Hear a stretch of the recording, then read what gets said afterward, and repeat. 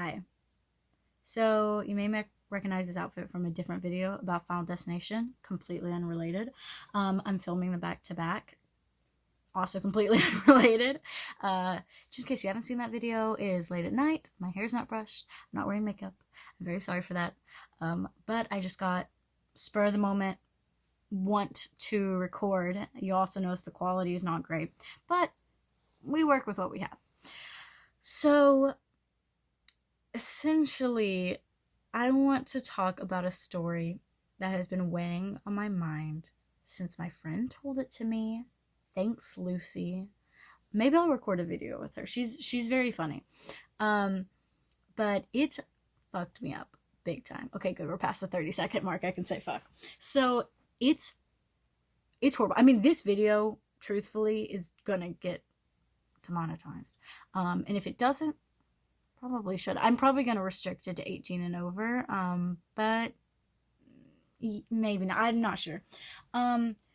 This is, it's horrible. So if you guys don't know, the first time I ever heard about it was, and by the way, I'm going to be rambling this video. This is not like a video essay. This is me just kind of like, this is a story time, like a story time with friends type vibe. So if that's not your thing, then hey, no hard feelings. So essentially, first time I heard about it was in with Trixie and Katya, their little web series. It's huge. But Trixie had mentioned that for a time Katya was obsessed with this story about a chimpanzee who ripped a woman's face off. And I don't know why I never looked it up, because it seems like something up my alley, but maybe I was just kind of scared because it also doesn't sound that pleasant. But I was having dinner. I know, a horrible time to talk about it, but I was having dinner with my friend and my boyfriend. And we were just like sitting outside on this patio thing because COVID. And we were eating, drinking milkshakes at this little diner. And my friend mentioned to me, she was like, I've become obsessed with this story. And she's like, and I feel like I have to tell people. And right then there, I should have known, like, this is like the ring. This is a curse. I am cursing you guys. I hope you know that. This story will embed itself in your mind. I feel like it's a 1 in 10 chance this story will ruin your life. Because I've told it to other people, and some people it's a passing thought. Other people, no. Literally forget about it immediately, pretty much. But me, it's like burrowed in my skull. It did the same thing with my friend. It did the same thing with another friend that she told. I don't know. It obviously did the same thing with Katya because Trixie knew that she was obsessed with it.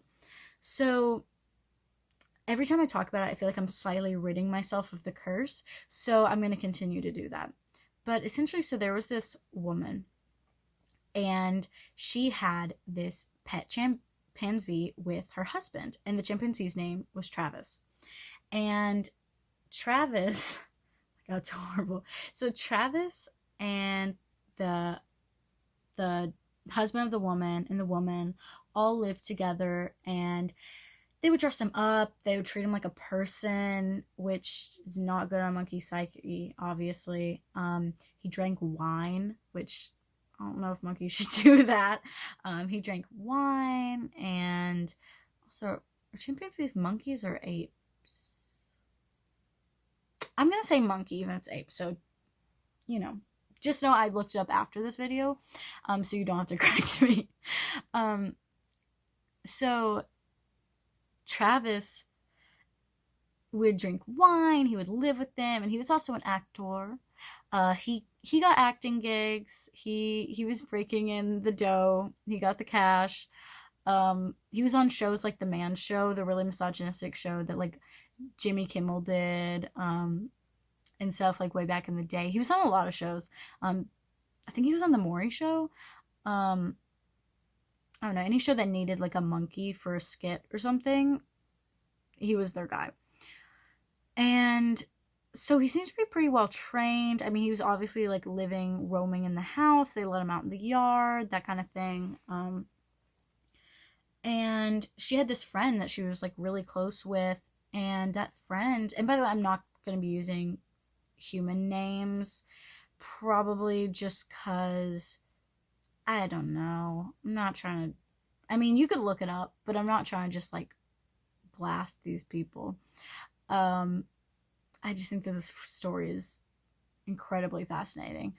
I don't know how more people haven't heard of it because it seemed to be a big news story, but I believe it happened in 2009, and so I don't know. People didn't really have like smartphones like they do now, so if you weren't tuning into the news, you probably weren't seeing it.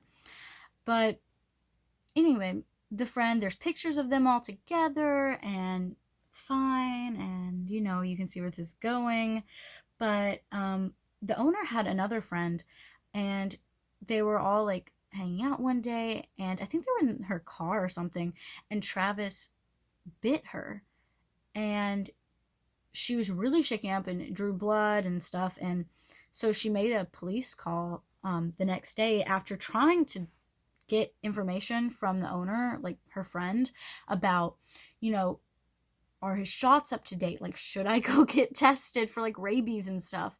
And her friend just seemed more annoyed than like concerned about her friend. So she finally just resorted to calling the police. And the police were like, that's just Travis. They were buddy with Travis. The police liked Travis, which should have been their first alert that something was wrong. But yeah, so they just kind of dismissed it. And she was trying to tell them, no, like, yeah, it hurt me, but if I had been someone weaker, if I had been elderly, if I had been a child, he could have seriously taken my hand off. Like, with the strength that he had, he could have taken my hand off. And they didn't really pay attention to her. So, fast forward years later. So, this woman knows that this monkey is capable of doing things. The husband had died. The monkey and the owner were devastated. They'd gone into a depression since that time. I think it had been a few years since then, but they were still really depressed. And the relationship started getting really weird. Like, you know what I mean. They never confirmed anything, but they were very open about the fact that they would sleep in the same bed. They took baths together. So, I mean, either way, even if nothing physical was going on, it was still a really unhealthy relationship. So needless to say, Travis definitely viewed her as a mate of some kind. And so chimpanzees are naturally really possessive of mates, just like any animal in the wild is, pretty much. And so if he views this woman as his mate, then this is his territory, and therefore he's going to get really defensive. The friend comes over because Travis has gotten out in the yard and he's not coming in the house like he's supposed to. And so the friend, like the owner, has called the friend to come and help lure him back in. The friend, like I said, has interacted with Travis a billion times, which is why she called her and was like, hey, could you help? So the friend comes and she's waving a little red toy, like standing in the doorway, and it's like, come here, Travis, like, come on, it's time to go inside. And something in him, not to mention, I don't know, territory, mate, wine. Also, they started putting him on Xanax, which I don't think anyone prescribed for a monkey. Yeah, something in him snapped. Like, he lost it. And I mean, it makes sense. Like, monkeys aren't supposed to be meant to be treated like people. Like, he was being treated like a person. He was doing weird stuff with the owner. He was doing acting gigs. Like, this is not an environment that a wild animal is supposed to be in. And that's not really the animal's fault. And of course, like, I don't know. I feel like it's kind of, you have to view it in the lens of like I really don't blame Travis. Like, of course he did it and he's guilty. But the thing is like, it's kind of like pleading insanity, because I think he did go insane. I think that something inside of him snapped, and he ran to this woman and he started attacking her. And trigger warning now, I mean, it's going to get horrific. So he grabbed this woman and they're on the ground, and he rips her hands off so she can't really fight back, because that's what they do. They figure out ways to attack you, getting the parts of you that'll really hurt and really keep you from being able to fight back and stuff, and then they'll just go to town. So he rips her hands off and he starts eating her face, like, off, like, completely. And she naturally, because of the extreme amounts of pain and the stress, she passes out.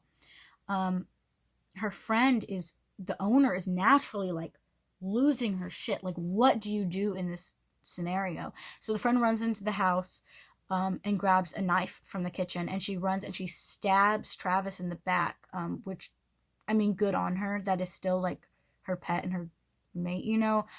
So it's good that she was able to do that. But what it actually does is it makes him angrier.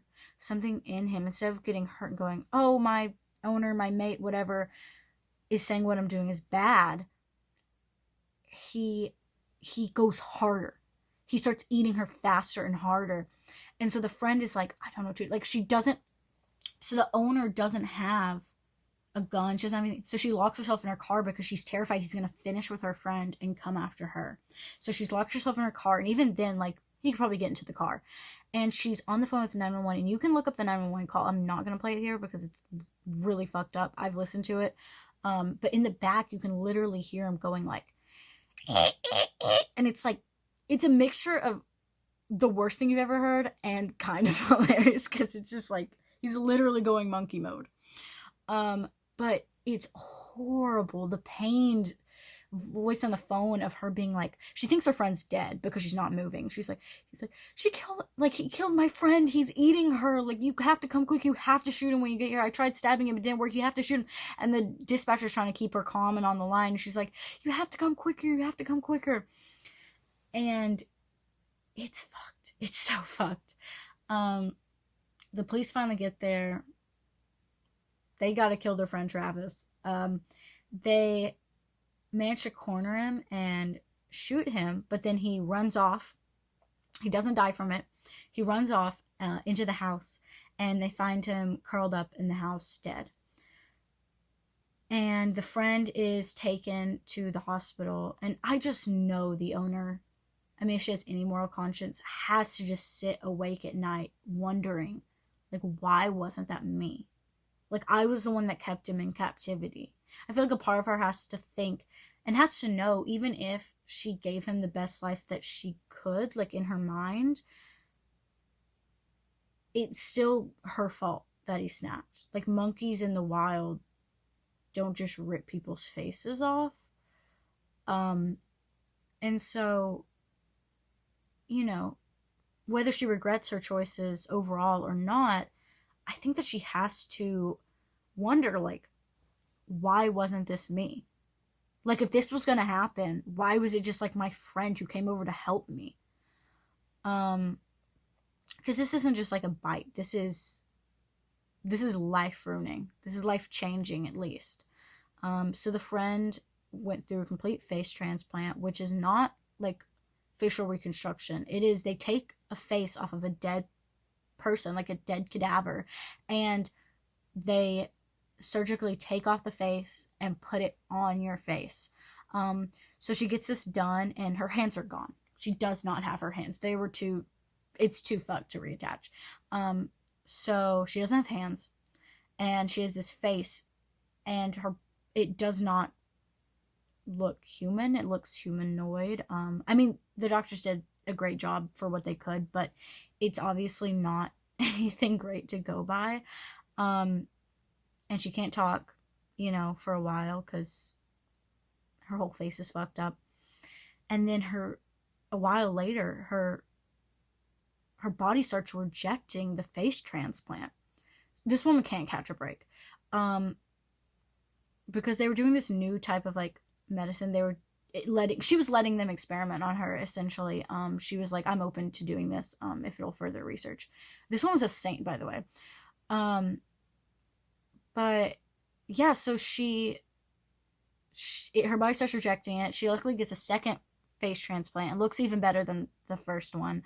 Yeah, now she's just living out. She does public appearances sometimes where she'll talk about things. The state that took place in has now, like, banned keeping chimpanzees as pets. However, she tried to sue the state because of the fact that the friend had reported, like, the other friend, the ex-friend, had reported that this monkey was potentially dangerous, and the state didn't do anything about it. But because of the fact that it wasn't technically illegal to own them at the time of the attack, they rejected her lawsuit. So this woman has gotten like no money out of this thing. It's horrible. Like, this woman gets no peace.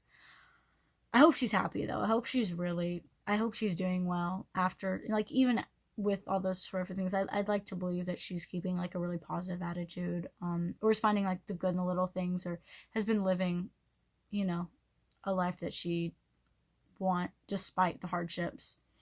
But through this story, I found another story. This has happened before. This happened 4 years prior, in 2005.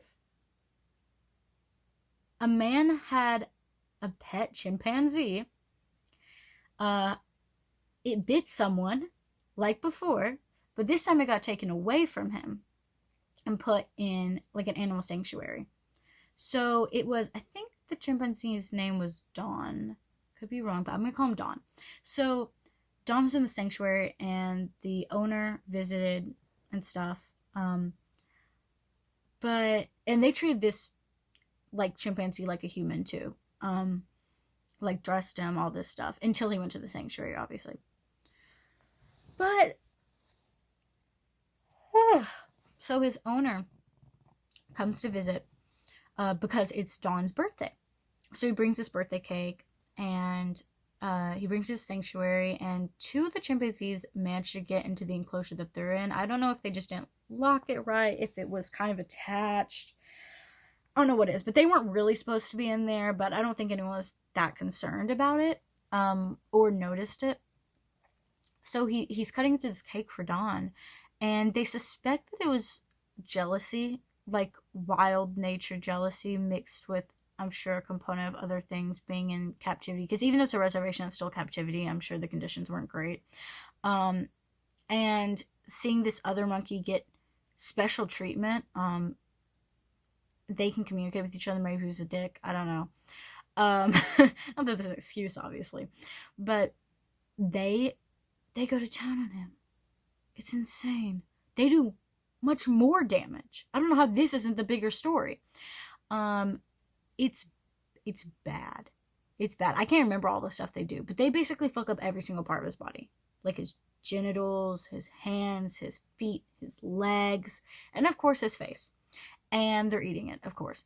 Why wouldn't they? Classic chimps, apparently. Not that we should be afraid of chimps or doing anything to harm them. This is more of a cautionary tale about keeping them in environments that aren't proper for them. Maybe we should just leave them in the wild. But essentially, I gotta stop saying but essentially. Dawn didn't do anything this time. But the 2 chimps, it's bad. It's bad. But the worst part, by far, is that the man who this happened to almost died, not of the attack, but of bleeding out when he was getting transferred to the hospital. Because he was taken to a hospital, and the hospital said no. Which I didn't know hospitals could do. They straight up say, no, we're not taking him. We're not taking him. You can't do anything about it. Like, he's too fucked up. We don't want to deal with it. So he gets transferred to another hospital. And that hospital says no, too. Which, again, I did not know you could do. What is this? Like, you're just going to let this man die? You're not even going to try? Like, he's not asking to do plastic surgery right now. He's saying, like, don't let me bleed out. The dude's obviously in a half comatose state. But he's kind of coming in and out of consciousness. He gets transferred to the 3rd hospital. Luckily, they take him in. However, somewhere at the 1st or 2nd hospital, when he was coming in and out of consciousness, he remembers someone saying, you might as well take him to the coroner's. Which is just so despicable and disgusting that someone would say that about someone who's still alive and is literally fighting for their life after one of the most horrific tragedies I can think of has occurred to them. Just a horrible death. Obviously he didn't die, but that's just it's just appalling. But surprisingly, this guy advocated for chimpanzees to still be able to live in homes, because he's like, dogs bite people, and we don't go banning dogs from all households. You punish the singular dog, which don't get me started on that, because I don't think dogs biting people, like a dog biting someone once is obviously not the same. Like if a dog is like malicious, like it's literally attacking people, that's different. But basically my point is we should not be putting dogs down for biting someone. I've been bit by a dog on my face. An old friend's dog bit me. No reason, no provocation, just walked in the door, really latched on, fucked me up, had to use scar remover, all that shit. But I mean, a different person could have pressed charges and had the dog put down, but I don't think that that's the correct course of actions. Feel free to debate me on this. I'm actually very interested in people's like opinions on that kind of thing. I mean, if I was a baby, it'd be different, obviously, but I'm an adult. But yeah, he doesn't think that he thinks that chimpanzees should be able to live in homes under certain, like, because it's such a rare thing in the first place. But it's like, I don't know. We're seeing a pattern that is not healthy and completely unnecessary. I'm not saying that every chimp can exist out in the wild. Obviously, chimps get hurt, they get injured. But that's what rehabilitation centers and rescue centers and even zoos, as much as I don't think zoos are the best solution, they're better than in a home, living like a person. It's not like he had like a bunch of farmland and he was like living in the farm. He was living like a person, which is not what they're meant to do. Chimpanzees are very intelligent and they can do human-like things, but they should not be living their entire lives like humans. They need to be with other chimpanzees, and they need a distinction between human society and their society, because otherwise they're not going to know where they fit. See Lucy the chimpanzee for information on that connection. Why am I so into chimpanzees lately? But I went this like last little ramble about, them existing in houses, because I want to know what you guys' opinions are on all of it. Please, if you have any thought on it, even if you're like, you're wrong, I hate you, or like, this sucked, I want to hear it. Like, I want to know, did this stick in your mind, or are you going to go on with your day and like, you'll think about it for like an hour maybe, like, because you're like, oh, that's gross, and then you're gonna forget about it. I need to know. I'm so fascinated by this story. And I like, there's nothing more for me to find. But also, if you know a similar story, please let me know. This is such a weird occurrence, and I pray to God it never happens again. But yeah, it's just horrible. But it's also interesting, and that's the morbid part in us, is that we're interested in shit like this. But yeah, let me guys know what you think, and I will never be able to look at a chimpanzee the same way. So thank you, Travis. And thank you, Lucy. Okay, stay golden. Bye, guys.